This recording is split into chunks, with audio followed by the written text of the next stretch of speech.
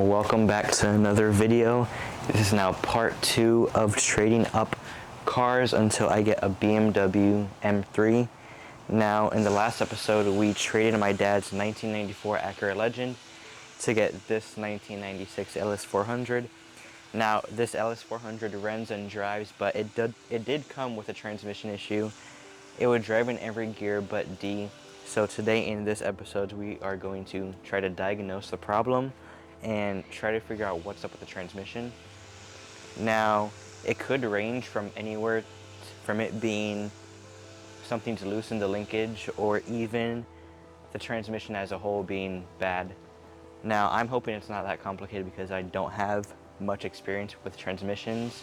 Now, the first step for this car, we are definitely going to look at the shift linkage because I've heard if there's anything loose in the linkage, it's not going to go fully into D.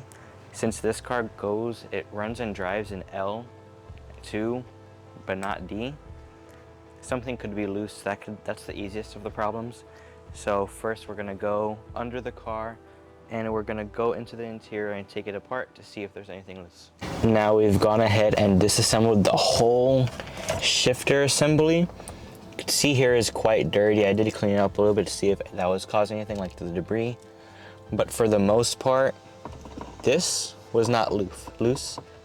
So now let's go under the car and see if anything under there is loose. Now, since nothing was loose, the next step we're going to do is go ahead and check the ECU to see if there's anything burnt or just broken in it. Because I do have one engine code. It's P1600. And I did some research and I asked a Facebook group, and basically it's pointing towards the ECU. So if something's burnt in the ECU, maybe it's not getting enough power to one of the solenoids in the transmission, and that could be our problem. So right now we're just gonna go into the passenger side and we're gonna take out the ECU. Now we've gone ahead and disconnected the ECU from here. So now we're gonna open it up and see if anything is burnt. And if it is, I might have to buy an ECU. That would be the first step into diagnosing this transmission. The next day. Now the ECU is prepped and packaged, and I'd like to give a huge shout out to my friend HJ Garage. We're sending this ECU out to Texas, and he is going to repair and put in a new capacitor, and he is also going to clean the circuit board because the capacitor leaked. Now you guys should check out his channel and follow him. He's a huge help to me with all these transmission problems. Now if you guys ever need help with transmissions, be sure to hit him up because he is the one to go to. All these shops charging thousands of dollars, he will do it for a lower price and do more quality work. So again, that's shout out to HJ Garage for helping me out, and we'll get this sent to him. Alright, now since the ECU is getting sent to my friend, we are going to go ahead and clean the engine bay because it's pretty dirty. So we're just going to refresh it, degrease it, clean everything, so then future jobs, I'm not getting as dirty. And there you can see a little bit how dirty this thing is. There's just leaves in unknown places. I already know the cowl filter. Now I do have an air compressor, so right now I'm just going to spray any loose debris, leaves, and dirt. Just spray it away just so it's easier to clean and there's no degreaser or water that's just making them stick. So I'm gonna do that first.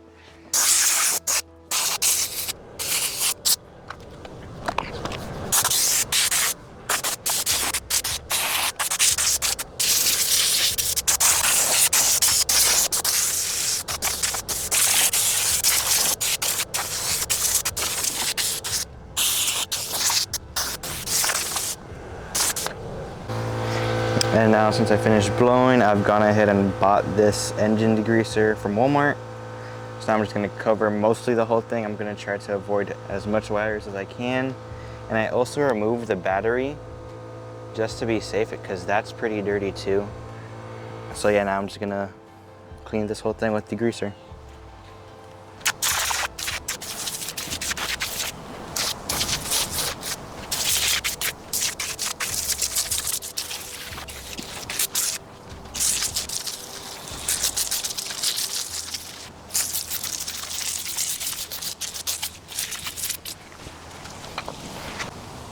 Okay, now it's just time to brush.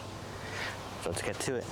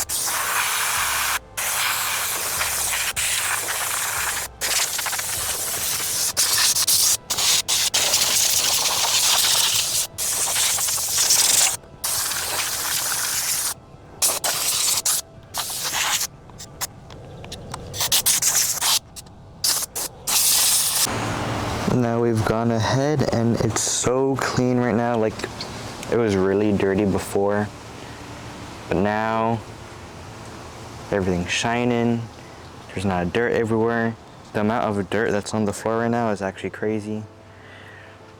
But this thing's finally freshened up. I don't even know when the last time they washed this, because there literally looks like there's debris for years, especially where the battery gets held down in that little area right there. So much dirt. And now we just wait for the ECU to get sent back to us. And now I'll see you guys in a few days.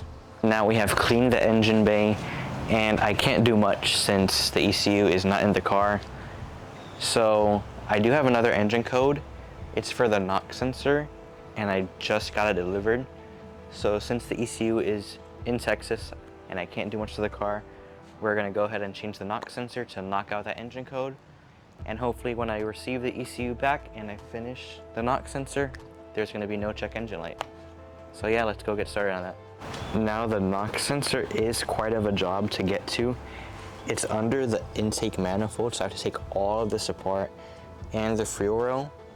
And then there's two, and I believe it's the passenger side that's broken or malfunctioning. So we're gonna get to disassembling. This is quite a lot of work since it's my first time working on a 1UZ. I'm not familiar with this at all. So we'll see how long it takes. All right, we have the intake manifold and the injectors off. I just need to get through this, and then I'll be able to reach the knock sensor.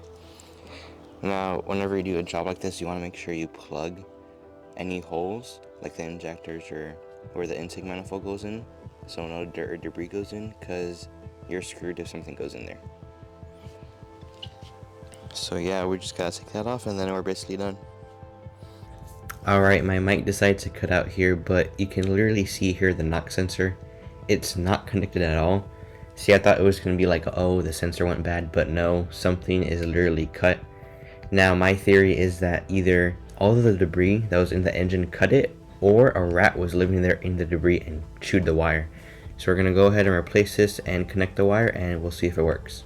Alright, so we got everything done.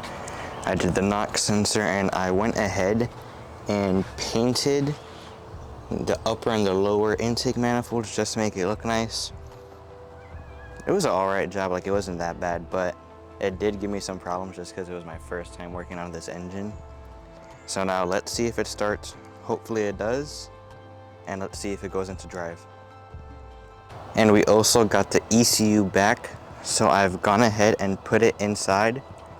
So now we're gonna see if it runs and drives perfectly fine. Hopefully no more check engine lights, and the car goes into drive.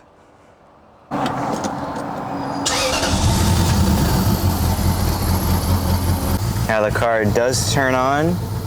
No misfire, no check engine light. And it sounds healthy. So now let's go for our first drive. All right, this is the moment of truth. Oh, my parking brakes.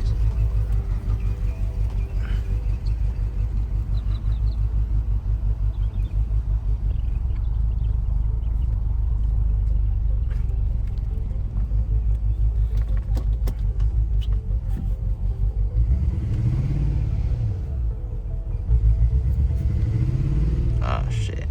Okay, now the car still doesn't go into drive, but I think I have an idea of why it could be. Now, I did more research. I could have replaced the wrong knock sensor, even though the one I replaced was literally cut off. So now I have to tear this whole thing apart again, I think, and replace the other knock sensor. So yeah, that's gonna be really fun. And yeah. Now I think that's enough for this episode. Now make sure you hit that like button and subscribe if you like this content. And next episode we're gonna hopefully get into this knock sensor again to see if that's putting the engine in limp mode. And yeah, hopefully that fixes everything. And I'll catch you guys next time. See ya.